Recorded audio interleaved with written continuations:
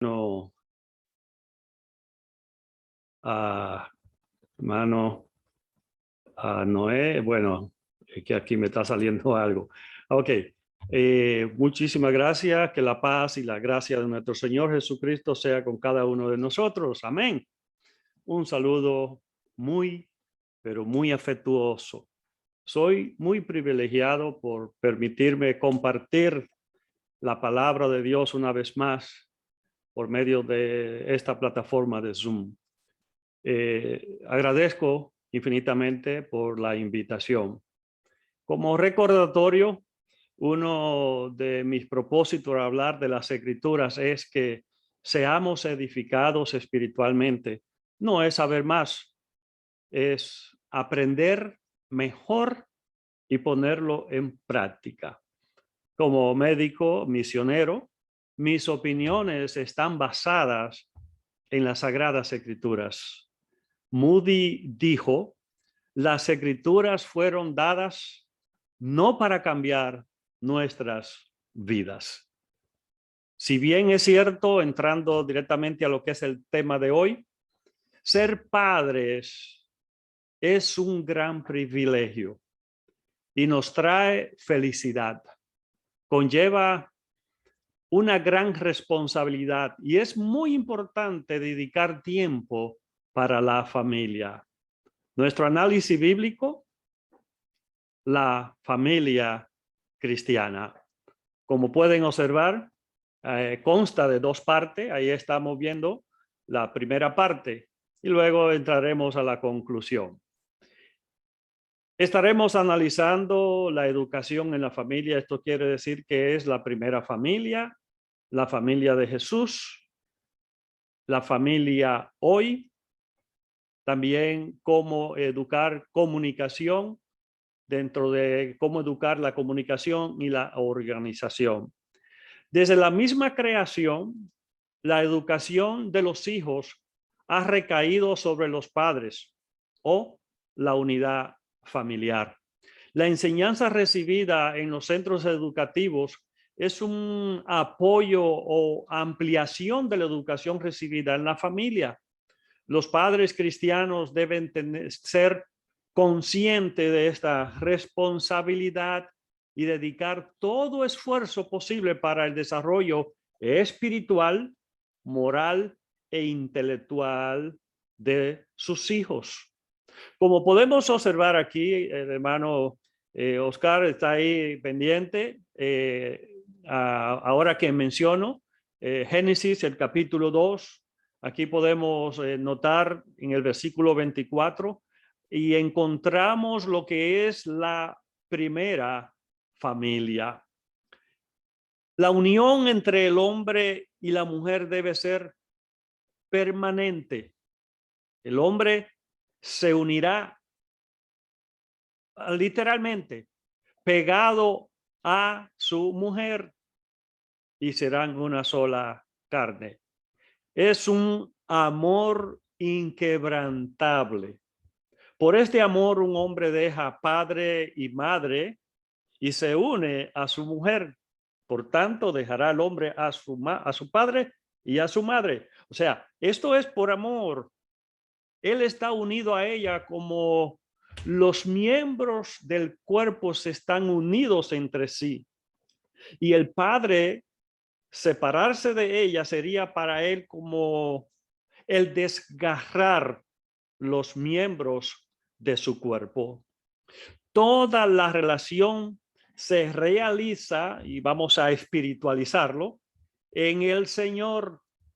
En el hogar cristiano, Jesús es el huésped siempre presente, aunque invisible. En un matrimonio de creyentes no están implicadas dos personas, sino tres. No vayan a pensar ahora ponerle el suegro, la suegra, no. Son tres, pero la tercera persona es Cristo. O sea que las obligaciones del matrimonio ilustran la relación que hay entre Cristo y la iglesia. Y personalmente, ¿Cómo definiría a una buena familia cristiana? Es aquella que se definiría a una buena familia cristiana, es aquella que se alinea con los principios bíblicos y en la que cada miembro entiende y cumple con la función que Dios le ha dado. Observemos aquí en Génesis ahora, hermano, capítulo 4 y el versículo 1. Y conoció a Adán a su mujer Eva, en el sentido de que tuvo relaciones sexuales con ella. Cuando nació Caín, Eva reconoció que la capacidad de dar a luz era del Señor. Al darle el nombre de Caín, adquisición, Eva tal vez pensó que había dado a luz a la simiente prometida.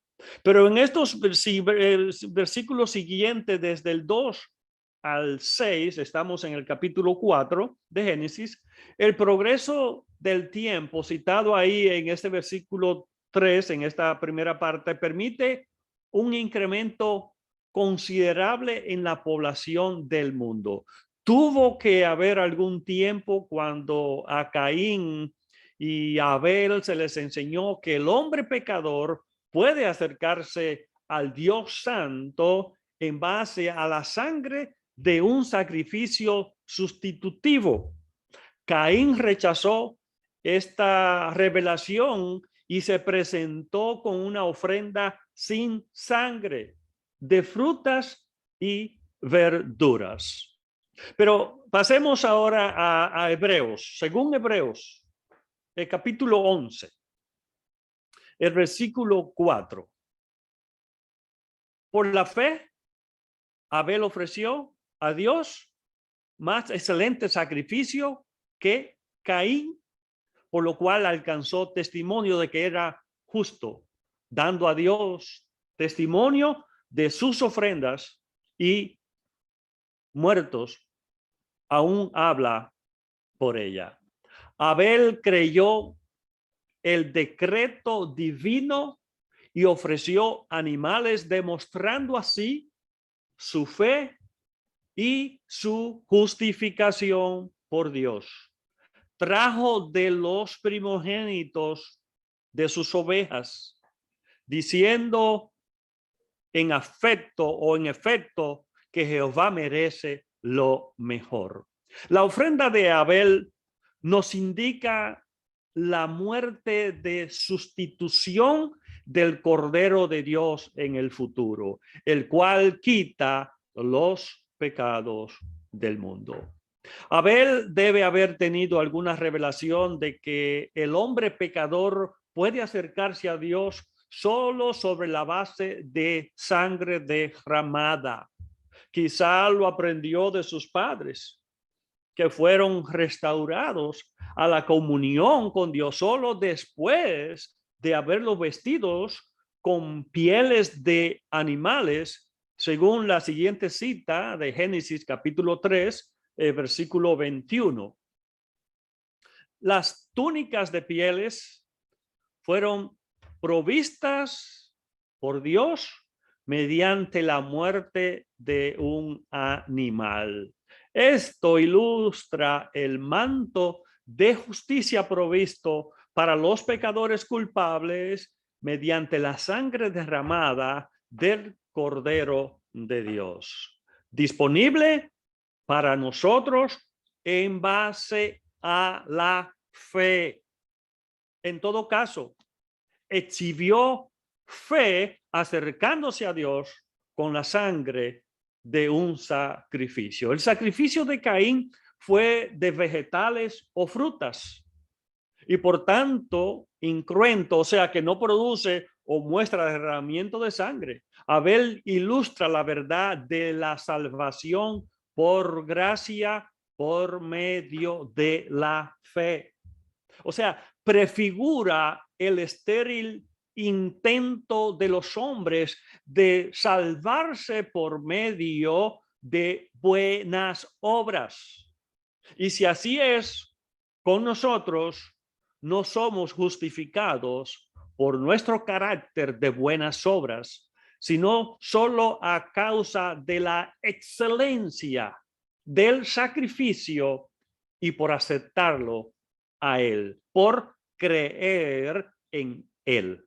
Pero el testimonio de Abel se perpetúa. Aún hablaba por su fe. La prístina inocencia del Edén fue abruptamente arruinada por la entrada del pecado. Los errores de Adán y Eva son típicos de todos los pecados, pero siendo ellos los padres de la humanidad, sus hechos tuvieron grandes consecuencias.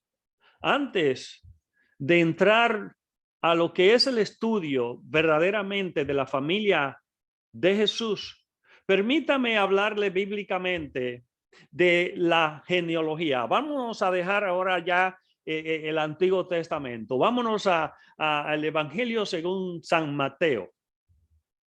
Este capítulo 1, la genealogía de Jesús. Mateo hace mucho más que reunir y sistematizar. Hay que recordar que Mateo estaba escribiendo mucho antes de que se descubriera la imprenta, cuando los libros escaseaban y eran posiblemente pero muy caros, porque tenían que escribirse a mano. En aquellos tiempos, comparativamente, pocas personas podían poseer un libro y, por tanto, si querían conocer y usar la enseñanza y la historia de Jesús, tenían que llevarlas en la memoria. Mateo, por tanto, siempre organiza las cosas de manera que le sea más fácil al lector memorizarlas. Coloca las cosas en grupos de 3 en 3 o de 7 en 7. Por ejemplo, hay 3 mensajeros de Dios a José, 3 negaciones de Pedro, 3 preguntas de Pilato, 7 parábolas del reino en el capítulo 13, 7 ayes a los escribas y fariseos en el capítulo 23. La genealogía de Jesús con la que empieza el Evangelio es un buen ejemplo de esto. Tiene por objeto demostrar que Jesús es el hijo de David. En hebreo no había signos numéricos. Cuando hacía falta indicarlos, se usaban las letras del alfabeto. En hebreo no se escriben las vocales. Por ejemplo, las letras de David son D, W o W, D. Si estas letras se toman como números, suman 14 y la genealogía consta de 3 grupos de nombres en cada una de las cuales hay 14. Mateo hace todo lo posible para colocar las enseñanzas de Jesús de tal manera que se puedan asimilar y recordar. Una lectura por encima del Nuevo Testamento puede hacer que el lector se pregunte por qué empieza con algo tan tedioso como un árbol genealógico. Se podría llegar a la conclusión de que hay poca significancia que sacar de este catálogo de nombres y por ello saltarlo para pasar donde comienza la lección.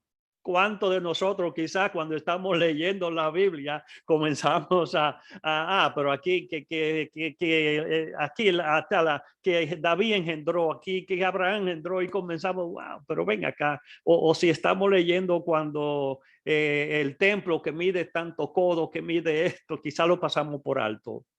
Pero no es así, no debemos pasarlo hasta donde comienza la acción.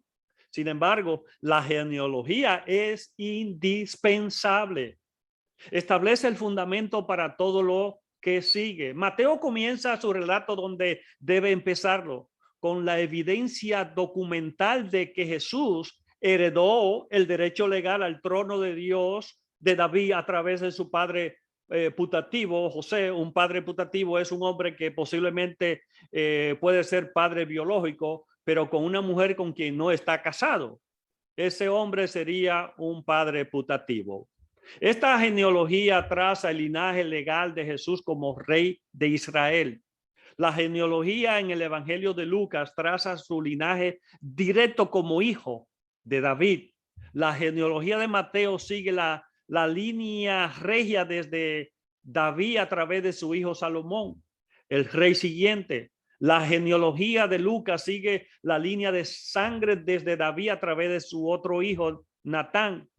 Y esta genealogía termina con José, de quien Jesús era el hijo adoptado. La genealogía en Lucas 3 probablemente presenta el linaje de María, de quien Jesús era hijo verdadero.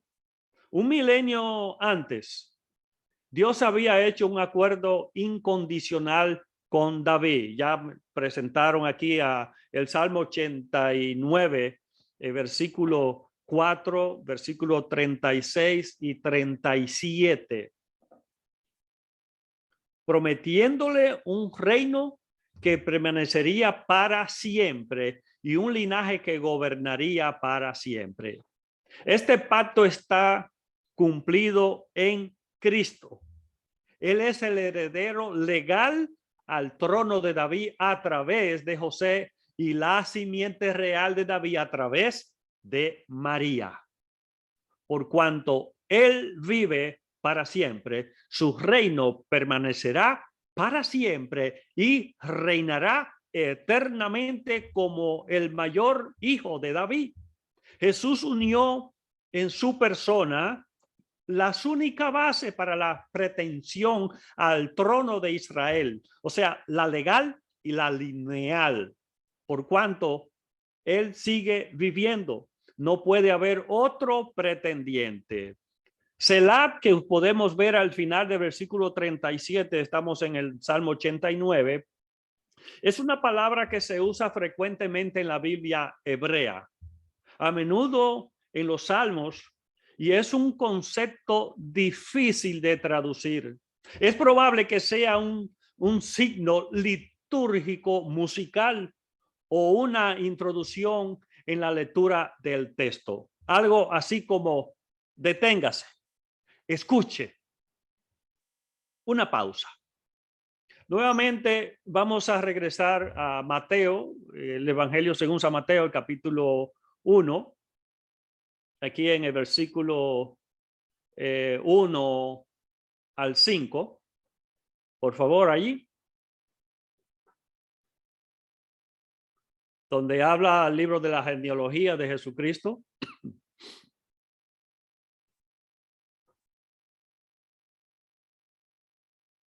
Aquí, solamente ahí, Mateo 1, Mateo capítulo 1.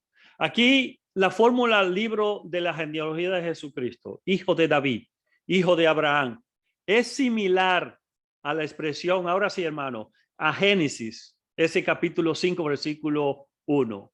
Este es el libro de los descendientes de Adán. Aquí vemos, este es el libro de las generaciones de Adán. Ahí podemos ver esto: el día en que creó Dios al hombre, a semejanza de Dios lo hizo. Génesis introduce al primer Adán, Mateo al postrer Adán. El primer Adán fue cabeza de la primera creación, la física. Cristo, como el postrer Adán, es cabeza de la nueva creación, la espiritual. En Mateo, el tema de este evangelio es Jesucristo. El nombre Jesús lo presenta como Jehová Salvador. El título Cristo, ungido, como el largamente esperado Mesías de Israel.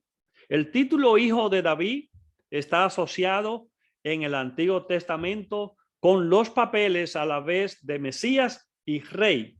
El título de hijo de Abraham, presenta a nuestro Señor como aquel que es el cumplimiento definitivo de las promesas hechas al progenitor del pueblo hebreo. Así que la genealogía se divide en 3 sesiones históricas: de Abraham a Isaí, de David a Josías y de Jeconías a José. La primera sesión lleva a David, la segunda cubre el periodo del reino y la tercera preserva el registro de la descendencia regia durante el exilio 586 años antes de Cristo y después. Hay muchos rasgos interesantes en este registro. Obsérvese ahí a este primer capítulo de Mateo, ahí en estos versículos 3 y 4. Por ejemplo, en este párrafo se menciona 4 mujeres: Tamar, Raab, Ru y Betsabé, la que fue mujer de Urías. Por cuanto las mujeres son pocas veces mencionadas en las tablas genealógicas orientales, la inclusión de estas mujeres es tanto más asombrosa por cuanto 2 de ellas habían sido prostitutas, Tamar y Raab. Una había cometido adulterio, Betsabé, y dos de ellas eran gentiles, Raab y Ruth.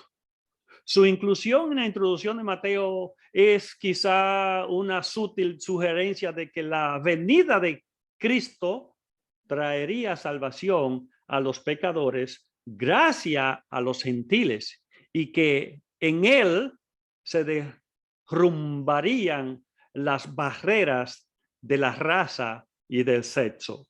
También es interesante la mención de un rey llamado Jeconías.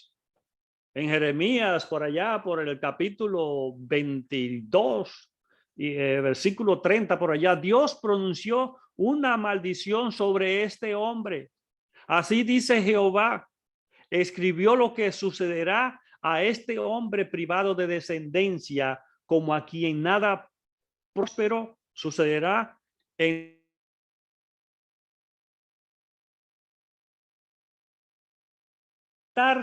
escuche bien, sobre el trono de David, ni reinar sobre Judá. Ahí está en Jeremías, lo puede usted buscar en su Biblia. Jeremías capítulo 22, versículo 30. Ahora bien, si Jesús hubiese sido el verdadero hijo de José, a la verdad que Dios, verdaderamente Dios es soberano. Dios es todopoderoso. Si Jesús hubiese sido el verdadero hijo de José, habría caído bajo esta maldición, pero tenía que ser el hijo legal de José para heredar los derechos al trono de David. El problema quedó resuelto mediante el milagro del nacimiento virginal. Jesús es el heredero legal al trono por medio de José. Él era el verdadero hijo de David a través de María. La maldición de Jeconías no recaía sobre María ni sobre los hijos de ella, porque ella no era de descendencia de Jeconías. Así es que nosotros podemos darnos cuenta en el versículo, vamos a ver el versículo 16 del mismo capítulo de Mateo. Ahí, por favor, la siguiente, en el versículo, Mateo capítulo 1, versículo 16, de la cual, así como este texto, también en el griego original y en singular femenino. Póngame por favor ahí, hermano, la siguiente diapositiva de Mateo, aquí, y Jacobo, no, solamente la del versículo 1, la primera. Y Jacobo engendró a José, marido de María, de la cual nació Jesús. Me la puso toda, pero está bien. Aquí también en el griego original en singular y femenino, nos indica que Jesús nació de María en este versículo 16, pero no de José. Pero además de estos interesantes rasgos de la genealogía, se debe hacer mención también de las dificultades que presenta. Observemos ahí ese versículo 17 de Mateo capítulo 1. Mateo atrae una especie de atención al hecho de que hay secciones de 14 generaciones cada una. Sin embargo, por el Antiguo Testamento sabemos que hay algunos nombres ausentes de su lista. Por ejemplo, entre Jorán y Urías reinaron Ocosías, Joás y Amasías. Eso está por allá, por el segundo libro de Reyes, capítulo 8, y también en segundo de Crónicas, capítulo 21 al 25. Pero regresando nuevamente acá, la genealogía de Mateo aquí, capítulo 1 y versículo 12 que estamos viendo ahí en pantalla, versículo 13, y Lucas capítulo 3, versículo 2, parecen solaparse al mencionar dos nombres, Salatiel y Zorobabel. Es extraño que el linaje de José y María se uniese a estos dos hombres y se volviese a separar. La dificultad aumenta cuando observamos que ambos evangelios siguen a Esdras. La siguiente, Esdras capítulo 3. Capítulo 3 de Esdras, a relacionarse a Zorobabel como hijo de Salatiel. Mientras que las dos citas de, aquí está, Esdras capítulo 3, versículo 2, mientras también la siguiente en primero de Crónicas, capítulo 3, versículo 19, es designado como hijo de Pedaías. Una tercera dificultad aquí, si podríamos decir, es que Mateo cuenta 27 generaciones de David a Jesús, mientras que Lucas da 42. Aunque los evangelistas presentan diferentes árboles genealógicos, parece sin embargo extraño que haya tal diferencia en el número de generaciones. ¿Qué actitud debería tomar el estudio de la Biblia hacia estas dificultades y aparentes discrepancias?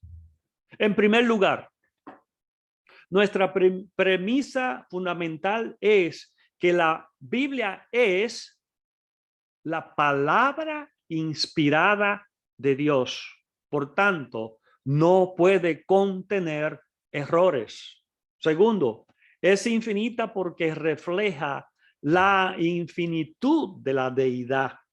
Podemos comprender las verdades fundamentales de la palabra, pero nunca podemos abarcar totalmente todo lo que hay en ella. De modo que nuestra aproximación a estas dificultades nos lleva a la conclusión de que el problema reside en nuestra falta de conocimiento más que en la fiabilidad de la Biblia.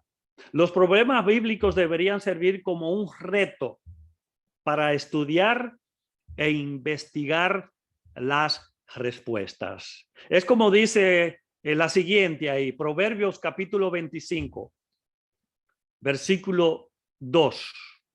Gloria de Dios es encubrir el asunto, pero honra del rey es escudriñarlo. Gloria de Dios es escudriñar, encubrir las cosas. No hay más que pensar en todos los secretos escondidos en su creación natural, en su palabra escrita y en sus tratos providenciales. Él no sería Dios. Dijo Thomas Cartwright, si sus consejos y obras no trascendiesen la inteligencia humana. Sigue diciendo ahí Proverbios, honra del rey es escudriñarlo. En el contexto probablemente significa que el rey sabio se informará bien de los desarrollos importantes que afectan a su reino y hará investigaciones detalladas para pronunciar juicios verdaderos y formular buenas políticas.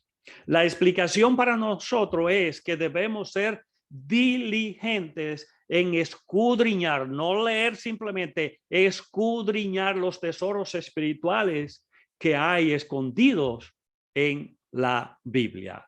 Las cuidadosas investigaciones de los historiadores y las excavaciones de los arqueólogos no han podido demostrar que las declaraciones de la Biblia sean falsas. Lo que nos parecen dificultades y contradicciones tienen todas explicaciones razonables, y estas explicaciones están llenas de significación y provecho espirituales. Bueno, vamos a la familia de Jesús. Entonces, Mateo, capítulo 1, los versículos 18 al 25.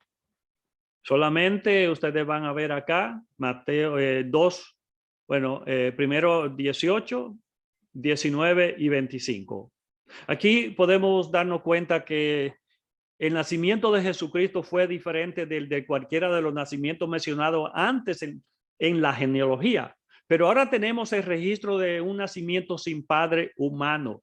Los hechos que rodean esta milagrosa concepción son expresados con dignidad y simplicidad. María había sido prometida en matrimonio a José, pero todavía no había tenido lugar la boda.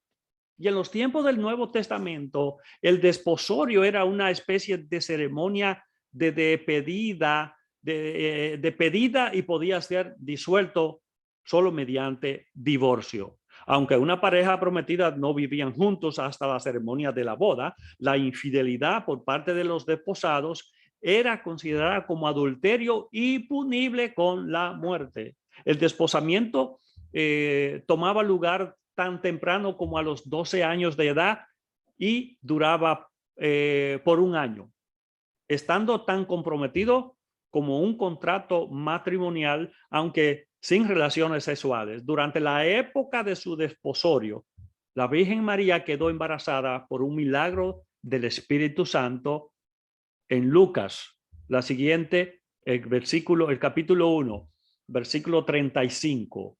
Un ángel había anunciado antes este misterioso acontecimiento a María: el Espíritu Santo vendrá con poder sobre ti y el poder del Altísimo te cubrirá con su sombra.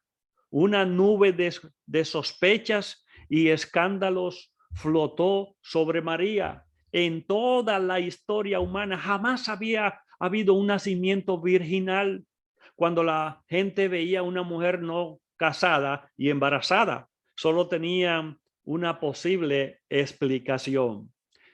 Ni José sabía aún la verdadera explicación de la condición de María, porque ahí ustedes pueden observar otra vez, yéndose allá a Génesis, a Mateo capítulo 1, versículo 19. Ni José sabía aún la verdadera explicación. Podría haberse indignado contra su prometida por dos causas. Primero, su evidente infidelidad contra él. Segundo, aunque inocente, casi inevitablemente sería acusado de complicidad. Su amor por María y su deseo por la justicia le llevaron a la decisión de disolver el desposorio mediante un divorcio discreto. Quería evitar el oprobio público que normalmente acompañaba a una acción así.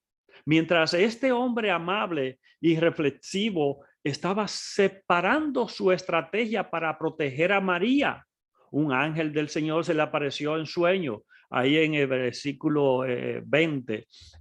La salutación: José, hijo de David, estaba evidentemente pensada para despertar en él la conciencia de su linaje regio y para prepararle para el insólito advenimiento del Mesías Rey de Israel. No debía tener reparos acerca de casarse con María. Cualquier suspicia tocante a la pureza de ella carecía de toda base.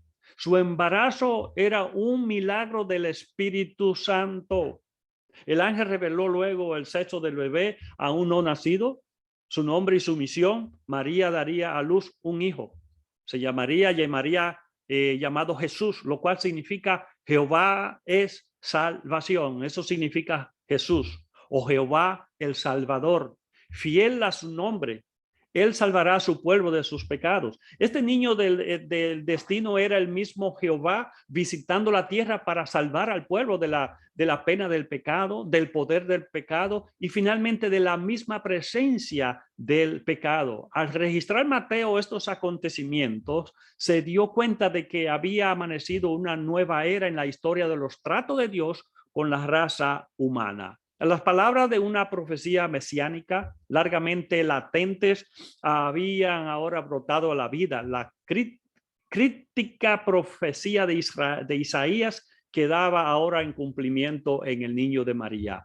Todo esto aconteció para que se cumpliese lo dicho por el Señor por medio del profeta. Ahora, Mateo afirma la divinidad, inspiración para las palabras de Isaías. El Señor había hablado por medio del profeta al menos 700 años antes de Cristo. La profecía de Isaías la podemos presentar ahí en el capítulo 7 y el versículo 14. Incluía la predicción de un nacimiento singular. He aquí que la Virgen concebirá el sexo del niño y dará a luz un hijo y el nombre del niño y llamará su nombre Emmanuel. Mateo añade la explicación de que Emmanuel significa Dios con nosotros. Emmanuel podría también ser una designación de Cristo que se empleará primariamente en su segunda venida. Como resultado de la intervención del ángel, José abandonó su plan de divorciarse de María, siguió reconociendo su compromiso hasta el nacimiento de Jesús, tras lo cual se unió a ella. La enseñanza de María continuó virgen toda su vida, queda refutada de la consumación de su matrimonio, mencionada en ese versículo 25 de Mateo capítulo 1, y otras referencias que indican que María tuvo hijos con José.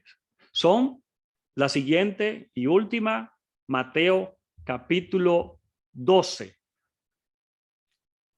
En el capítulo 13, versículos 55 y 56.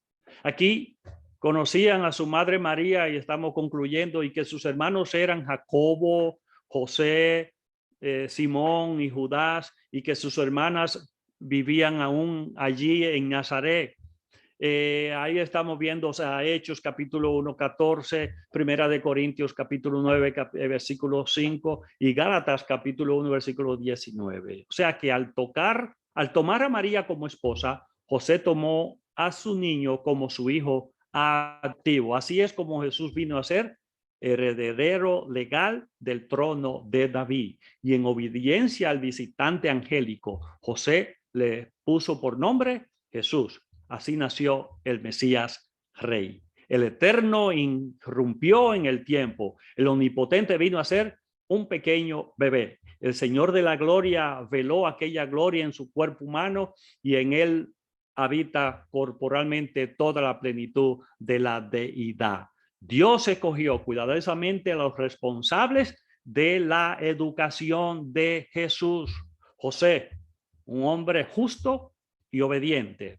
A María, mujer espiritual, decidida con plena confianza en Dios, obediente, humilde, servicial. Ambos eran personas rectas que supieron educar a su hijo en el amor de Dios y en obediencia a sus leyes, según Lucas. Hermanos, ahí sí. Capítulo 2, versículo 39 a 52. Pero aquí solamente vamos a ver ahí ese versículo 39, 40 y 42. Después de que José y María acabaron de cumplir los ritos de la purificación y dedicación, regresaron a Galilea, a su ciudad de Nazaret. El crecimiento normal del niño Jesús se expone de la siguiente manera. físicamente crecía y se iba fortaleciendo en espíritu. Pasó por las etapas usuales de desarrollo físico y aprendió a andar, a hablar, a jugar y a trabajar. Por esto, él puede simpatizar con nosotros en cada etapa de nuestro crecimiento. Mentalmente fue llenándose de sabiduría. No solo aprendió el abecedario, los números y todo el conocimiento de aquel tiempo, sino que fue creciendo en sabiduría. Esto es, en la aplicación práctica de este conocimiento a los problemas de la vida. Espiritualmente, el favor de Dios estaba sobre él. Anduvo en comunión con Dios y en dependencia del Espíritu Santo. Estudiaba la Biblia en los rollos, pasaba tiempo en oración y se deleitaba en hacer la voluntad de su padre. Un muchacho judío llega a ser hijo de la ley a los 12 años. Cuando cumplió 12 años de edad, su familia emprendió su peregrinación anual subiendo a Jerusalén para la Pascua. Conforme Jesús crecía, Dios mismo llegó a ser su instructor. Observemos ahora el Evangelio según San Juan, capítulo 12, versículo 49. Las cosas que él enseñaba no se las inventaba él ni las había aprendido en las escuelas humanas. Como obediente, siervo e hijo, había hablado solo aquellas cosas que el Padre le había encargado que hablase. En la familia, los niños aprenden la doctrina y los valores cristianos. Aprenden a amar a Dios y a conocer y aceptar a Jesús como su Salvador y amigo. Hoy en día se han perdido muchos valores en la familia. De hecho, se habla de familia disfuncional. ¿Qué significa esto? Tener una familia disfuncional. La familia disfuncional es aquella que emplea pautas, escúcheme bien, insanas para relacionarse, y ello conlleva un deterioro claro de la salud mental o física de sus miembros. Esto ocurre en muchas ocasiones porque los padres atraviesan situaciones problemáticas que no llegan a resolver y se perpetúan en el tiempo. Así es que creo que de la familia de Jesús podemos aprender todo lo como los padres lo doctrinaron, cómo lo enseñaban, cómo seguían los seguimientos de las leyes, y él vino a cumplirla y la cumplió. Así que en la voluntad de Dios nos encontraremos en otra entrega con la conclusión. Oremos. Padre, gracias. Tu palabra es la verdad. Solamente ayúdanos a nosotros a seguir escudriñando tu palabra y aplicándolas a nuestras vidas. Tú sabes que necesitamos la dirección de tu Santo Espíritu en nuestras vidas. Permite que nosotros podamos aprender cada día de todos estos ejemplos y así llevarlo en práctica. Gracias por esta oportunidad. En el nombre de Jesús. Amén.